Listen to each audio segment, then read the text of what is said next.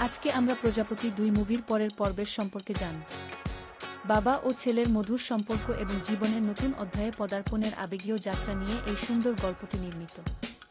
বয়সের ব্যবধান থাকা সত্ত্বেও বাবা ও ছেলে একে অপরের সবচেয়ে ভালো বন্ধু।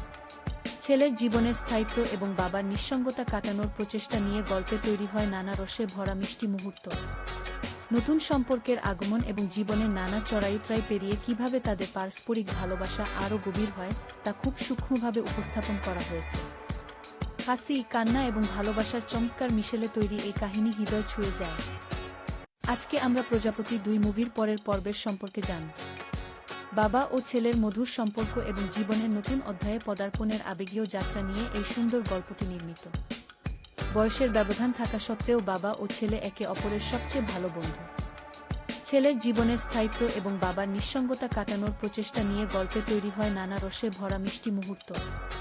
নতুন সম্পর্কের আগমন এবং জীবনের নানা চড়াই-উতরাই পেরিয়ে কিভাবে তাদের পারস্পরিক ভালোবাসা আরও গভীর হয় তা খুব সূক্ষ্মভাবে উপস্থাপন করা হয়েছে। হাসি, কান্না এবং ভালোবাসার চমৎকার মিশেলে তৈরি এই কাহিনী হৃদয় ছুঁয়ে যায়।